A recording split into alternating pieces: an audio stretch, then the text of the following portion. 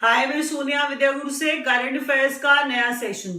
कुछ और important questions अक्टूबर के महीने के, इसका मतलब ये अक्टूबर का सेशन है। अक्टूबर 2020 करंट अफेयर्स सेशन में स्टार्ट करूंगी। हर बार बोलती हूँ क्वेश्चन बहुत इंपॉर्टेंट है, वो मेरी हैबिट है बोलने की, क्योंकि मैंने बहुत एफर्ट्स किए हैं, तो मुझे पता है आप लोगों को भी मेहनत करनी पड़ेगी इन रिटर्न। सीधी बात है, मुझे आप रीपे कर सकते हो सारे के सारे क्वेश्चंस वीडियो के खत्म होने से पहले याद करके। और मैं सच में ये एक्सपेक्ट करती हूँ कि आप अच्छे स्टूडेंट्स हैं, सारे के सारे क्वेश्चंस अभी वीडियो देखते देखते ही याद कर लेंगे। ये सेशन हिंदी मीडियम में है, बाइलिंगुअल का सेशन है, आप जानते हैं। अगर आप इंग्लिश मीडियम में सेशन देखना चाहते हो, we upload almost all the sessions in English medium, complete English medium and Hindi medium also. English medium session is for our South Indian students. That English medium session is for our Northeast students, those who are unable to understand Hindi. I'll start with the session. अब मैं जब start करती हूँ session, तो मैं one by one सारे important question, उनसे related details आपको पढ़ाऊंगी और आप फोकस्ड हो जाएंगे। मेरी एक एक बात ध्यान से सुनेंगे, प्रूव करेंगे कि आप अच्छे बच्चे हैं और सारे के सारे क्वेश्चन याद करेंगे। पहला क्वेश्चन मैं स्टार्ट कर रही हूं, बट वीडियो को लाइक जरूर कर दीजिएगा। एक्सपेक्ट मैं करती हूं आपसे, आप लाइक जरूर करोगे, शेयर जरूर करिएगा ताकि कुछ फ्रेंड्स को भी बेनिफिट हो पाए। चैनल को सब्सक्राइब कर लीजिए। जो भी नए स्टूडेंट्स देख रहे हैं, एग्जाम में क्वेश्चंस बहुत सारे आएंगे, देख लीजिएगा, आपको पता चल जाएगा, क्योंकि अभी बहुत सारे एग्जाम आने वाले हैं। तो पहला क्वेश्चन है, इंडिया का लिटरेसी का आंकड़ा अब हम डिस्कस करेंगे। 2017-18 की बात कर रहे हैं। आपकी स्क्रीन पे जो ईयर है ना, वो बहुत इंपॉर्टेंट है। हम कह रहे हैं 17-18 का जो डेटा रिलीज किया गया, जिसके अंदर भारत के लिटरेसी के बारे में बात की गई है, भारत की साक्षरता के बारे में बात की गई है, जिसमें एवरेज लिटरेसी रेट इंडिया की जो है वो 77.7% बताई गई। अब इसमें आपको बताऊं तो लिटरेसी को डिवाइड किया जाता है, मतलब लिटरेसी को मेल लिटरेसी, फीमेल लिटरेसी करके डिवाइड किया जाता है। तो आपको बता दूं, मेल लिटरेसी इंडिया में 84.7% है, which is obviously high and way higher than female literacy. क्योंकि अगर आप देखोगे तो अगर हम मेल की बात करें, पुरुषों की बात करें तो 84.7% है, और फीमेल लिटरेसी की बात करें तो 70.3% है। हाईएस्ट लिटरेसी जो है वो केरला में बताई गई, और हाईएस्ट लिटरेसी का मतलब आपको परसेंटेज भी पता होना चाहिए, 96.2%। लेकिन अभी आपको थोड़ी अलग बात सुनने में मिलने वाली है, ये भी बता दूं आपको। अच्छा, ये करंट अफेयर्स 2020 का है, 17-18 का नहीं है, क्योंकि नए बच्चों को लगने लगेगा कि मैम ये तो 17-18 पढ़ा रही हैं। ये समझिए कि जब कोई सर्वे होता है या कोई ऐसी चीज रिलीज की जाती है तभी पढ़ाई जाती है। तो ये हाल फिलहाल लिटरेसी के बारे में, लिटरेसी के आंकड़े को डिक्लेयर किया गया है, तभी आपको पढ़ाया जा रहा है। लोएस्ट लिटरेसी, आपको अजीब लगेगा सुनकर, आंध्र प्रदेश जी। तो आंध्र प्रदेश में लोएस्ट लिटरेसी बताई गई 66.4%। अगले क्वेश्चन की तरफ बढ़ते हैं। ध्यान हर चीज पे देना है आपको पक्का से। अब अगला क्वेश्चन कहता है, जेसिंडा आर्डन न्यूजीलैंड की प्रधानमंत्री बन गई है दोबारा। तो आप कहेंगे हमें तो पहले से पता है। तो आपको बता दूं, क्वेश्चन ये इतना इंपॉर्टेंट नहीं है। इंपॉर्टेंट क्वेश्चन है कि उनकी पार्टी लेबर पार्टी है, ये आपको पता होना चाहिए पक्का से, क्योंकि जेसिंडा आर्डन न्यूज में रहती हैं, हम सब जानते हैं, और जेसिंडा आर्डन न्यूजीलैंड की प्राइम मिनिस्टर है, हम ये भी जानते हैं। लेकिन आपको बता दिया मैंने कि जेसिंडा आर्डन न्यूजीलैंड की प्रधानमंत्री दोबारा बनी है और वो लेबर पार्टी की है, ये आपको याद रखना है। अब बात करते हैं कुवैत की, कुवैत के एमियर की।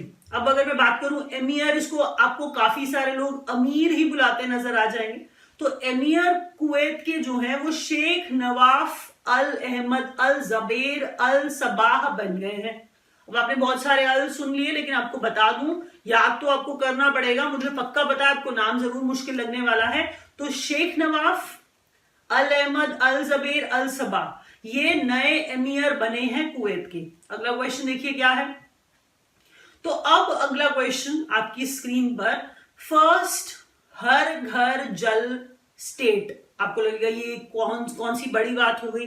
अगर आप टाउन्स में रहते हैं तो आप लोगों को बहुत ज्यादा ऐसी बात कुछ यूनिक लगने नहीं वाली, लेकिन इंडिया में, हमारे इंडिया में ऐसी बात यूनिक है भी। और आपको बता दूं, यहाँ पे हम गोवा की बात करने वाले हैं कि गोवा ने ऐसा टारगेट अचीव कर लिया है जिसमें हर घर जल, मतलब टैप वाटर आने लग गया है। ऐसी पहली स्टेट बन गई है गोवा। तो Goa has provided tap water connection to every rural household. गांव में नहीं आता है पानी घरों में, मैं आपको बता दूं। तो ये आपको इसीलिए आपके लिए नई चीज है कि गोवा ऐसा पहला स्टेट बन गया है कि हर घर जल वाला टारगेट अचीव कर लिया है। अगर अब बात करें यूनियन मिनिस्टर ऑफ जल शक्ति, क्योंकि अब सीधी बात है ना, देखिए अगर ऐसी चीज हुई है तो जल शक्ति मिनिस्टर, क्योंकि एक मिनिस्ट्री है जल शक्ति जो हाल फिलहाल जो नई बनी थी, आपको ये याद होगा, तो उसके जो मिनिस्टर हैं जल शक्ति मिनिस्ट्री के, वो हैं गजेंद्र सिंह शेखावत। तो गजेंद्र सिंह शेखावत के साथ अब आगे बढ़ेंगे अगले क्वेश्चन की तरफ। अगला क्वेश्चन है इंडिया का रैंक ग्लोबल हंगर इंडेक्स में। अब ये ग्लोबल हंगर इंडेक्स 2020 का ही बाहर आया है। अगर कोई इंडेक्स आए तो उस इंडेक्स में इंडिया का रैंक और कौन बनाता है हमेशा सबसे ज्यादा इंपॉर्टेंट होता है। और मैं आपको बता दूं कि इंडिया का रैंक यहाँ पर 94वां है, 94th है, जो कि सीरियस कंसर्न है क्योंकि ये सीरियस हंगर है यहाँ पर इंडिया में। ये आपको पता होना चाहिए। और आपको बताऊं कि आप कहोगे कि टॉप का नाम क्यों नहीं बता रही है मैम, हर बार बोल देती है कि टॉप पे ये है और टॉप पे वो है। तो यहाँ पर अलग बात ये हुई कि जो पहले 17 हैं, जो टॉप के 17 हैं, उनको 1 2 3 4 करके नहीं रैंक दिया गया है, सबको 1 से 17 मतलब 1 to 17 ऐसे ही कलेक्टिवली मतलब रैंक कर दिया गया है नेशंस को। तो टॉप 17 कंट्रीज हैं, were not assigned individual ranks but collectively ranked from 1 to 17। थोड़ा अलग है, लेकिन 94th रैंक इंडिया का है। ये पॉइंट, ये क्वेश्चन बहुत इंपॉर्टेंट है। 94 में आप ये याद करिए कि सीरियस हंगर है भारत के अंदर। बनाता कौन है इस इंडेक्स को, पढ़ के थोड़ा सा नाम याद करना भी मुश्किल होने वाला है आप लोगों के लिए। तो concern world wide and world इसे बनाता है, इस ग्लोबल हंगर इंडेक्स को, जिसमें भारत का नंबर 94वां है और भारत में सीरियस हंगर है। अगला क्वेश्चन चलिए, अब स्क्रीन पे देखिए कि battle of belonging, battle of belonging Shashi Tharoor की किताब है। बस इतना ही आपको याद करना था। Battle of belonging Shashi Tharoor की किताब है। अगर बात करें देह वेचवा करनी, देह वेचवा करनी भी एक किताब है। अब मोदी जी जो थे लॉन्च करते हुए दिखाई दे रहे थे, ऑटोबायोग्राफी है बाला साहेब विखे पाटिल की। तो बाला साहेब विखे पाटिल जो है वो कौन थे, क्यों मोदी जी समझिए ना कि ऐसी ऑटोबायोग्राफी बाला साहेब विखे पाटिल की आपको लॉन्च करते हुए नजर आ रहे थे, अब बात करते हुए उसके बारे में नजर आ रहे थे।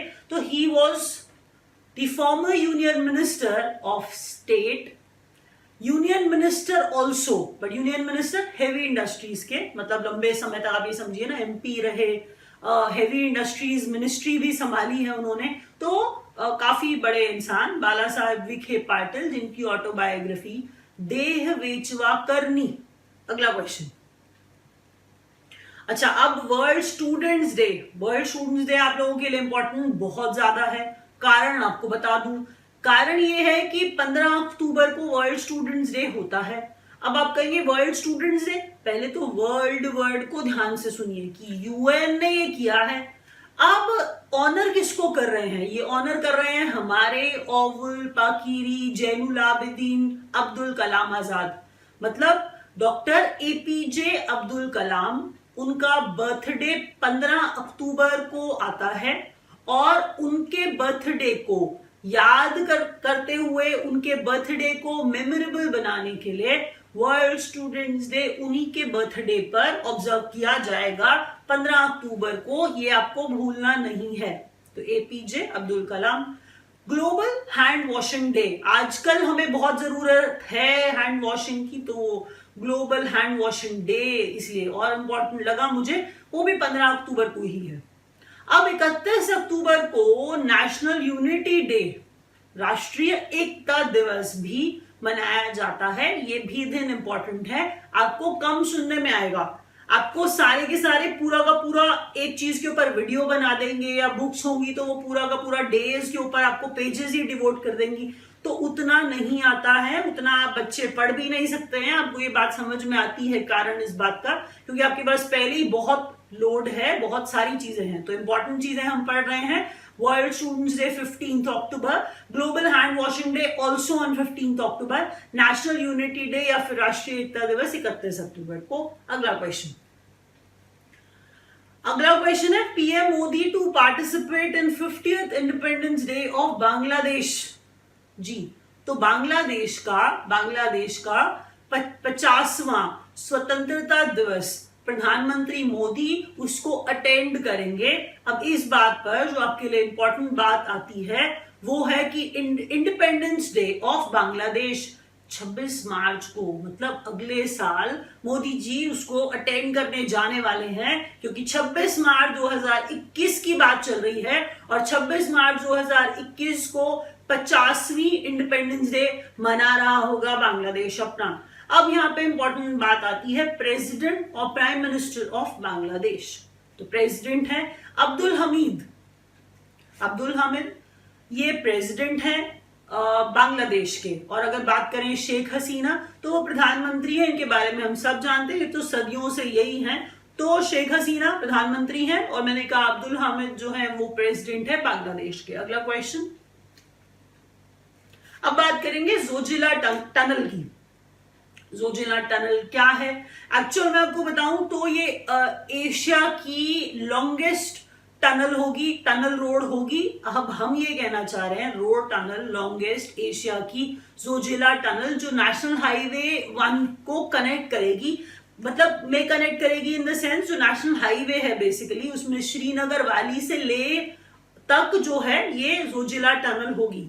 अब यहाँ पे जो हम बात कर रहे हैं, यहाँ पर ये ऐसे दिखाया जा रहा है कि ये बहुत डिमांड में था, सब जगह पे लिखा हुआ आपको मिलेगा कि बहुत सारे लोगों ने इस टनल की मांग की। तो जी जोजिला टनल जो है वो बन गई है, मतलब बनने वाली है, about to come up. Srinagar valley से ले तक होगी, ये आपको याद रखना है। और ये लॉन्गेस्ट रोड टनल कही जा रही है और यूनियन मिनिस्टर जो है यहाँ पर रोड ट्रांसपोर्ट एंड हाईवेज के नितिन गडकरी हैं। यहाँ पर ये चीज इसीलिए इंपॉर्टेंट हो जाएगी।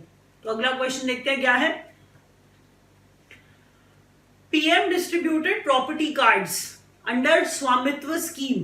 तो स्वामित्व स्कीम में, स्वामित्व योजना में, अगर आप बोर्ड पे लिखे हुए मेरे स्वामित्व को ध्यान से पढ़ो तो आपको ये पता चलेगा कि जो मेरा स्वामित्व है वो कैपिटल लेटर्स में लिखा हुआ है। तो स्वामित्व जो है कैपिटल लेटर्स में है, इसका कुछ एक्सपैंडेड फॉर्म है, इसका कोई फुल फॉर्म है, वो मैं आपको बता दूंगी। पहले सुन लीजिए, मैंने कहा कि पीएम ने कार्ड्स, प्रॉपर्टी कार्ड्स डिस्ट्रीब्यूट किए स्वामित्व योजना के तहत। और स्वामित्व योजना जब आप पढ़ोगे इसका फुल फॉर्म तो आपको थोड़ा समझ में आ जाएगा, लेकिन फुल फॉर्म पढ़ाने का पर्पस ये था कि एग्जाम में ये क्वेश्चन ऐसे आते हैं। और आपको एक बात बताऊं कि जब ऑप्शंस आते हैं, किसी में 4 किसी में 5, तो ऑप्शंस में ये ध्यान रखिएगा कि अगर एक वर्ड बदल दिया जाए, सिर्फ एक वर्ड, इतने बड़े फुल फॉर्म के अंदर, तो याद नहीं आता है। इसलिए आपको हर वर्ड, हर एक्सपैंडेड फॉर्म अच्छे से, मतलब हर वर्ड को सीखना पड़ेगा। Survey of villages and mapping with improvised technology in village areas. अब इसके साथ थोड़ा सा आपको खुद मेहनत करनी पड़ेगी, क्योंकि आपको इसका फुल फॉर्म 3-4 बार बोल के याद होगा। मैं बार बार बोलती हूँ, आप लोगों को अच्छा नहीं लगता, आपको लगता है कि मैं बार बार क्यों रिपीट कर रही हूँ, लेकिन आपको मैंने फिर बोल रही हूँ कि बहुत ज्यादा मेरी इच्छा यही होती है कि आपको सारे क्वेश्चंस याद हो जाएं। बार बार समझाने का, सुनाने का, रिपीट करने का पर्पस जानिए, मेरे लिए बड़ा आसान है, एक बार रीड करके निकल जाना। It is very easy for me. याद करना पर्पस है, याद कराना पर्पस है, इसीलिए बोलती हूँ। एक बार और पढ़ देती हूँ। Survey of villages and mapping, survey of villages and mapping, वो यहां पर हम ए और एम बोल रहे हैं। With improvised technology in village areas under the ministry of Panchayati Raj. जो ये स्वामित्व स्कीम है, ये किसके तहत जो है वो लॉन्च की गई है। पंचायती राज मिनिस्ट्री की बात हम कर रहे हैं और पंचायती राज जो मिनिस्टर हैं वो है नरेंद्र सिंह तोमर। अगला क्वेश्चन, भानु अथैया, क्वेश्चन पक्का आने वाला है क्योंकि ये महिला जो है पहली ऑस्कर विनर थी भारत की, जो हम कह रहे हैं पहली महिला। वर्ड पे जरूर ध्यान दीजिएगा कि भानु अथैया इंडिया की पहली Oscar winner as a costume designer. जी, तो आपसे पूछेंगे ना कि भानु अथैया कौन है, जब वो ऑप्शन में देंगे तो आप शायद कॉस्ट्यूम डिजाइनर सोच ही नहीं पाएंगे, क्योंकि बच्चे नहीं सोचते हैं कि कॉस्ट्यूम डिजाइनर इतना इंपॉर्टेंट है। जी इतना इंपॉर्टेंट था, उन्होंने प्रूव भी कर दिया। ऑस्कर मिला था, she one the Oscar award for her work in the film Gandhi. और जो मूवी थी गांधी, उसके डायरेक्टर थे रिचर्ड एटनबरो।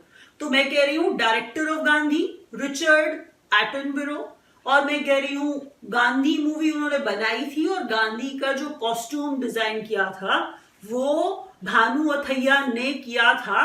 और मैं कह रही हूं जो भानु अथैया हैं उनकी डेथ हो गई है, इसीलिए आपको पढ़ाया जा रहा है। और ये फर्स्ट ऑस्कर विनर थी इंडिया की, हम कह रहे हैं फर्स्ट वुमेन ऑस्कर विनर थी इंडिया की एज ए कॉस्ट्यूम डिजाइनर।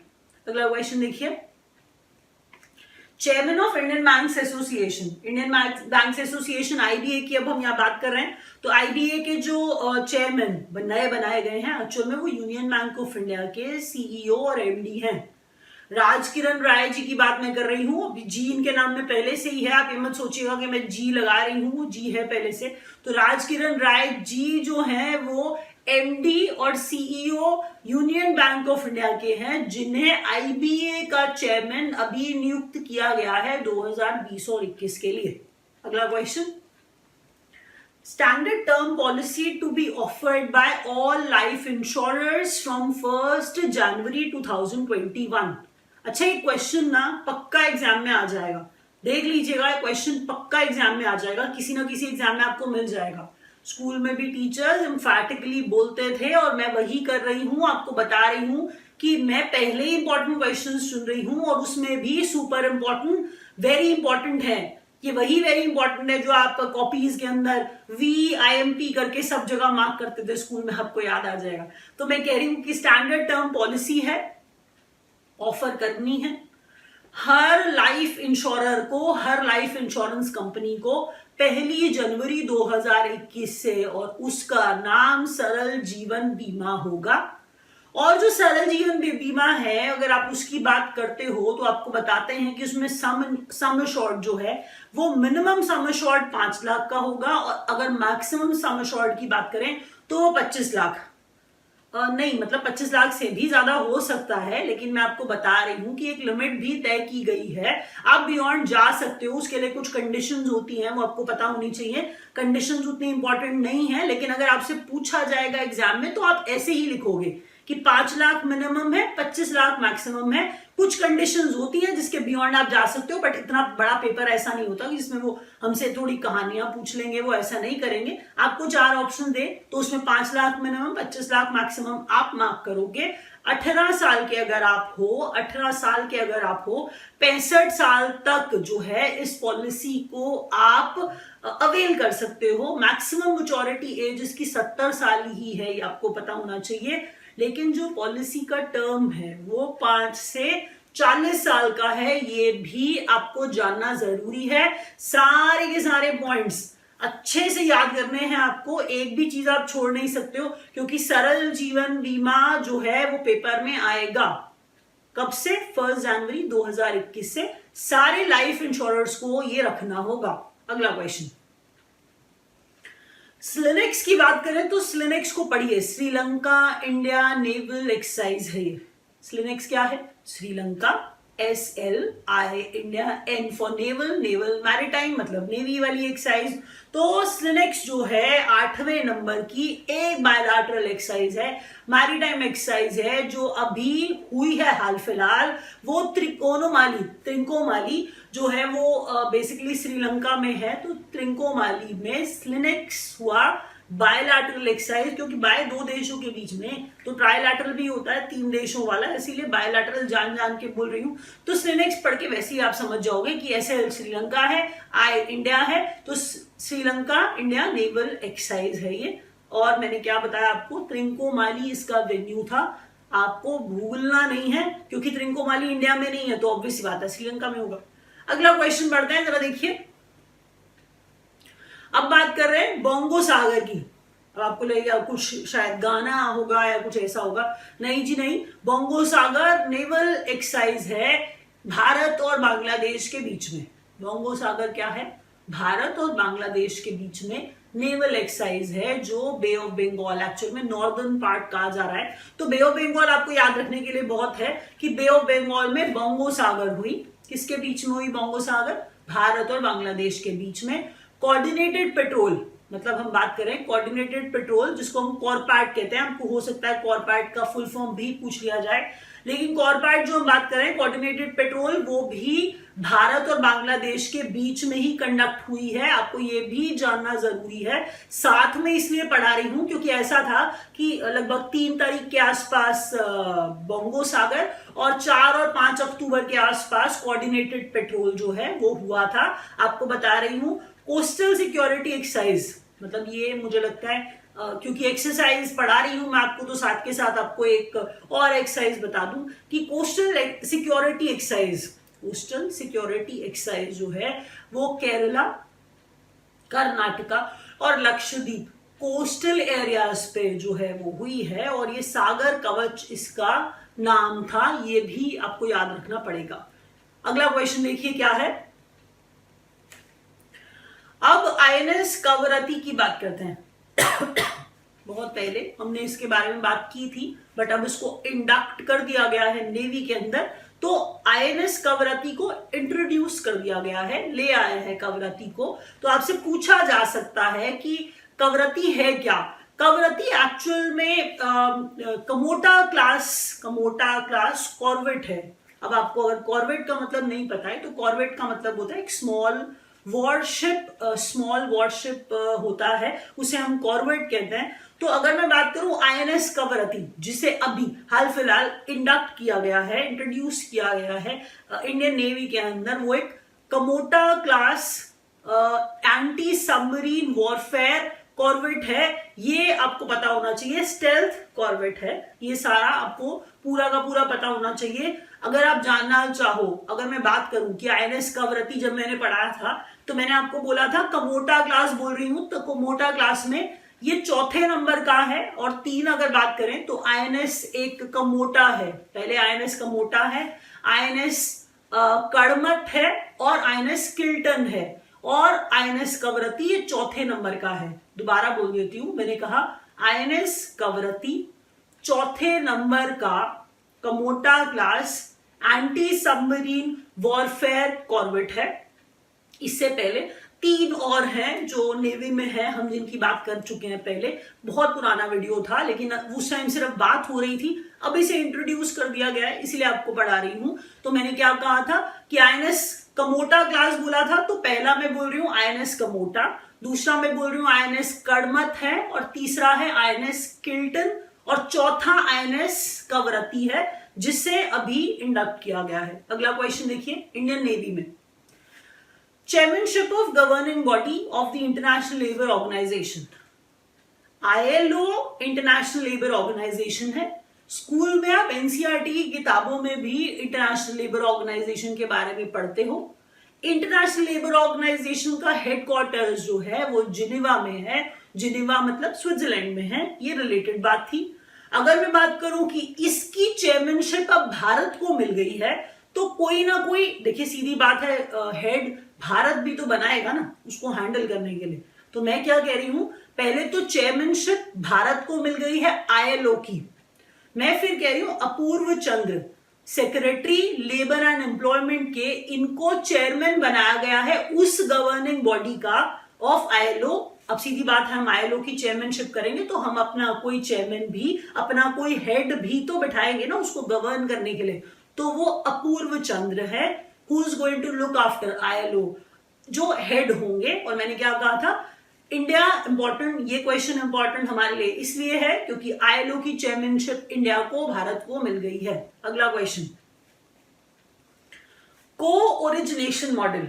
अच्छा, अब आप कहोगे ये तो आप कुछ टाइम पहले पढ़ा चुके हो, क्योंकि कुछ बच्चे बहुत अच्छे से पढ़ते हैं और बहुत सारे पेपर पास भी करते हैं और फीडबैक भी देते हैं। थैंक यू उन सब स्टूडेंट्स को, थैंक यू सो मच, आप लोग फीडबैक देते हो, I get very very happy.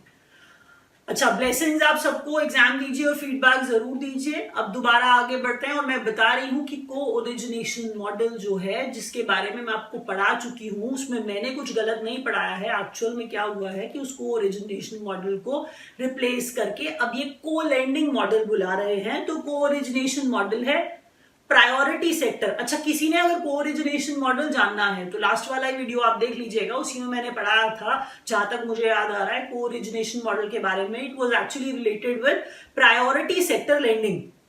अगर आप उसके बारे में डिटेल में जाना चाहते हो तो मैं थोड़ा सा उसमें मैंने ज्यादा पढ़ाया था। को ओरिजिनेशन मॉडल अभी के लिए सिर्फ इतना कि ये प्रायोरिटी सेक्टर लेंडिंग से रिलेटेड बात करता है। इसे को ओरिजिनेशन मॉडल को रिप्लेस करके को लेंडिंग मॉडल बोल रहे हैं, अब बना दिया गया है। और scheme has been extended to all NBFCs including एचएफसीज। मतलब जो एनबीएफसीज हैं, इसमें हाउसिंग फाइनेंस कंपनीज को इंक्लूड कर रहे हैं। बात क्या चल रही है? अच्छा, छोटी सी ऊपर वाली बात, क्योंकि जो नए बच्चे हैं उनको समझ में नहीं आएगा, सिर्फ इतनी सी बात कि बैंक्स जो है वो प्रायोरिटी सेक्टर में मनी लेंड करते हैं, उनको लोन देते हैं प्रायोरिटी सेक्टर में। बिल्कुल आसान शब्दों में बता रही हूं। कई बार देखिए पढ़ के समझ में नहीं आता है, थोड़ा बच्चे घबरा भी जाते हैं, साधारण शब्दों में बात करते हैं। और वो ये कह रही हूं कि एनबीए बैंक्स जो है प्रायोरिटी सेक्टर को लोन देते हैं, बैंक्स जो है प्रायोरिटी सेक्टर को लोन देते हैं। तो ये कहा जा रहा है कि अब एनबीएफसीज भी को ओरिजिनेशन मतलब को लेंडिंग मिल करके दोनों एनबीएफसी बैंक को ज्वाइन कर ले और दोनों मिलके मतलब अब एनबीएफसी भी लेंड कर सकता है प्रायोरिटी सेक्टर को बैंक के साथ मिल करके। और अगर आपको प्रायोरिटी सेक्टर भी नहीं पता है तो हम एमएसएमईज की बात कर रहे हैं, माइक्रो स्मॉल मीडियम एंटरप्राइजेस की बात कर रहे हैं, तो हम उस सेक्टर को प्रायोरिटी सेक्टर कहते हैं। स्मॉल स्केल इंडस्ट्रीज हम कह रहे हैं प्रायोरिटी सेक्टर। एग्रीकल्चर की हम बात कर रहे हैं, तो प्रायोरिटी सेक्टर को लोन देता है बैंक। मैं कह रही हूं अगर एनबीएफसी भी अब क्या कर पाएगा, को लेंड कर पाएगा। ये बात चल रही थी। अगले क्वेश्चन की तरफ बढ़ते हैं। अगला क्वेश्चन देखिए क्या है। Minimum net own funds for housing finance companies, HFC है कोई, मिनिमम नेट ओन फंड्स जो है हाउसिंग फाइनेंस कंपनीज के लिए वो 20 करोड़ जो है वो बढ़ाया गया एक्चुअल में, तो उसको 20 करोड़ कर दिया गया है। लेकिन इंपॉर्टेंट बात यहां पर ये जो बदल के की गई है वो ये है कि अगर हाउसिंग फाइनेंस कंपनीज हैं उनका मिनिमम परसेंट टोटल एसेट्स का मिनिमम जो परसेंट है हाउसिंग फाइनेंस में उन्होंने जो लेंड किया, जो लोन दिया उन्होंने, वो 60% होना चाहिए। अच्छा, एक कंपनी है, हाउसिंग फाइनेंस कंपनी है। कैसी हाउसिंग फाइनेंस कंपनी है? जब वो हाउसिंग फाइनेंस में ही ज्यादा लोन नहीं देके बैठी होगी तो हाउसिंग फाइनेंस कंपनी के लिए ये हमने कहा मैंडेटरी है कि उसको इतना परसेंट मतलब 60% अपने लेंड किए हुए लोन का, अपने दिए हुए लोन का 60% हाउसिंग फाइनेंस में देना है। लेकिन अगर इसमें एक और भी बात है कि अगर इंडिविजुअल्स को लोन दे रहे हैं तो अपने टोटल एसेट्स का टुवर्ड्स हाउसिंग फाइनेंस इंडिविजुअल्स के लिए 50% होना चाहिए जी। तो ये सारी की सारी कंडीशंस एक हाउसिंग फाइनेंस कंपनी को पूरी करनी पड़ेंगी, आरबीआई ने कहा है। अगले क्वेश्चन की तरफ बढ़िए। अब आरबीआई पे ही थे और फिर से आरबीआई पे ही हैं कि RBI raises banks aggregate exposure limit for small businesses turnover up to ₹50 crore to 7.5 crore. अच्छा, इस बात को फिर से आसान भाषा में समझते हैं। शायद थोड़ा सा ऐसा लिखा है गोल गोल करके, थोड़ा मुश्किल भाषा में भी लिखा है, लेकिन अब क्या आसान भाषा बोलूं, समझाती हूं आपको आसान करके। मैं ये कह रही हूं कि आरबीआई रेजेस, एक बार दोबारा पढ़िए शायद थोड़ा आपको समझ में आए। RBI raises banks aggregate exposure limit for small businesses. अच्छा, बैंक्स जो हैं लोन देते हैं किसी कंपनी को लोन दे रहे हैं, उस कंपनी का जो टर्नओवर है वो 50 करोड़ तक का है। अगर 50 करोड़ तक के टर्नओवर वाली कंपनी है तो उसको बैंक को मैक्सिमम जो लोन देना है वो 7.5 करोड़ तक का ही हो सकता है। बस इतनी सी बात थी, इतनी भारी सी भाषा लिखी हुई थी। तो मुझे बताया बच्चे थोड़ा सा घबरा जाते हैं, चिंता मत करो, मैं समझा रही हूँ अपनी तरफ से, मेरे ख्याल से समझ में आ गया होगा इतने में। एक बार और बोल देती हूँ जल्दी जल्दी से। सिर्फ इतना कह रही थी कि आरबीआई कह रहा है, आरबीआई के अनुसार कि बैंक जो है लोन देते हैं, बैंक्स लोन देते हैं। तो पहले लिमिट क्या थी? 5 करोड़ थी। आपको नहीं जानना है, आप कंफ्यूज हो जाओगे, क्वेश्चन का आंसर गलत मार्क कराओगे। आपको बस इतना जानना है और यही याद रखना है, पीछे का सब भूल जाओ। आरबीआई कह रहा है बैंक्स को कि अगर कोई कंपनी है उसको बैंक लोन दे रहा है और अगर उस कंपनी का टर्नओवर 50 करोड़ तक का है तो कह रहे हैं उसको सिर्फ 7.5 करोड़ तक का ही, 50 करोड़ की कंपनी 7.5 करोड़ तक का ही लोन उसको दिया जा सकता है। अगला question, smart is an anti submarine weapon system. Smart is an anti submarine weapon system. अच्छा, ये बात क्या कर रही हूं मैं ये कह रही हूं कि स्मार्ट भी यहां पर, स्मार्ट का भी फुल फॉर्म है। आपको करंट अफेयर्स के सेशन में बड़ी सारी फुल फॉर्म्स भी मिलती हैं, क्योंकि फुल फॉर्म्स बनाई इतनी जाती है और एग्जाम में इसलिए आ भी जाती, इतनी सारी होती हैं, एग्जाम में आ जाती हैं। स्मार्ट का मतलब हम यहाँ पे जो कह रहे हैं वो है supersonic missile, SM, supersonic missile assisted release of torpedo. इसका मतलब टॉर्पेडो रिलीज करने की बात हो रही है, एंटी सबमरीन वेपन सिस्टम है स्मार्ट। अच्छा, एग्जाम में ना देखिए, अगर मैं आपसे कोई ये पूछेगा कि स्मार्ट क्या है तो आप बोलोगे एंटी सबमरीन वेपन सिस्टम है स्मार्ट। लेकिन स्मार्ट का फुल फॉर्म क्या है? मैंने आपको क्या बताया था? Supersonic missile assisted release of torpedo. अच्छा, स्मार्ट में टी टॉर्पेडो है। आपने बहुत सारी मूवीज देखी होंगी जिसमें टॉर्पेडो रिलीज किया जा रहा होता है। एक सबमरीन टॉर्पेडो रिलीज कर रही है, दूसरी सबमरीन सामने से रिलीज कर रही है, तो वो टॉर्पेडोज वाली वो मूवीज याद करिए। सबमरीन रिलीज करती हैं, पनडुब्बियां पानी के अंदर रिलीज कर रहे होते हैं टॉर्पेडोज, वो वाले टॉर्पेडोज की बात कर रही हूं मैं। पक्का आपने इतनी मूवीज तो देखी है। It was test fired from APJ Abdul Kalam island in Odisha.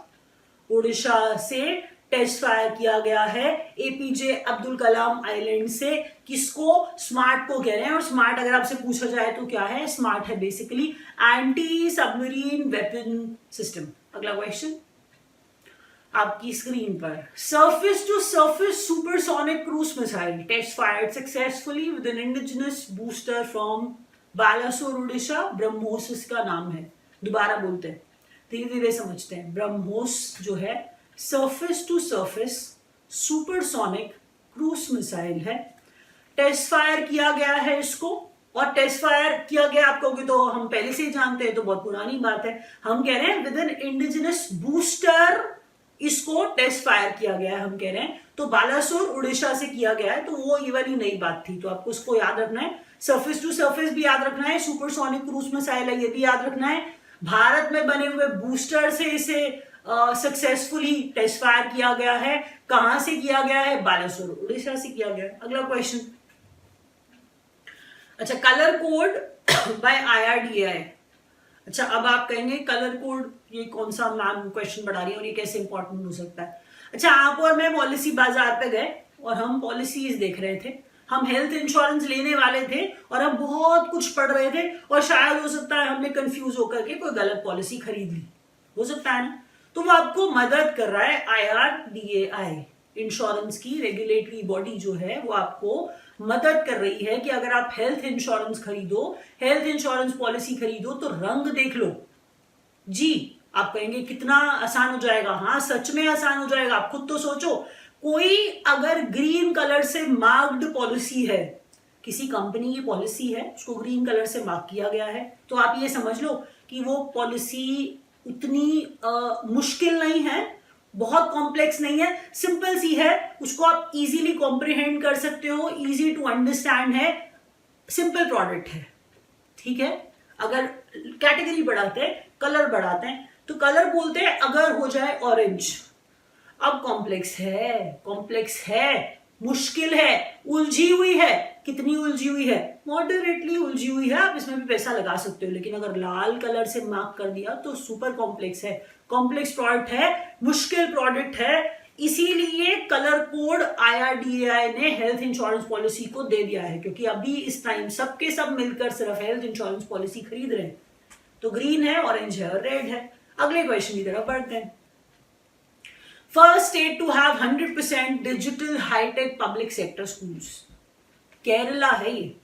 First state to have 100% digital hi-tech public sector schools, Kerala. ऐसी अच्छी और एडवांस बात हम केरला से ही उम्मीद कर रहे हैं, लेकिन ऐसा नहीं है, और स्टेट्स भी बढ़ेंगी ऐसी चीज की तरफ, क्योंकि ये बहुत बढ़िया चीज है। लेकिन सीधी बात है, केरला आगे बढ़ रहा है, हम खुश हैं। बट आपको याद रखना है कि फर्स्ट स्टेट है digital, 100% digital hi-tech public sector schools बना रहा है। पब्लिक सेक्टर गवर्नमेंट स्कूल्स की बात हम कर रहे हैं।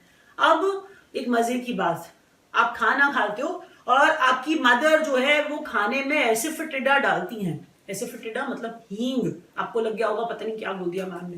हींग डालती है खाने में। और आपको बताऊं कि भारत में पहली बार हींग का कल्टीवेशन शुरू हो रहा है। आपको लगेगा क्या भारत में नहीं बनाई जाती है, तो भारत की चीज लगती है।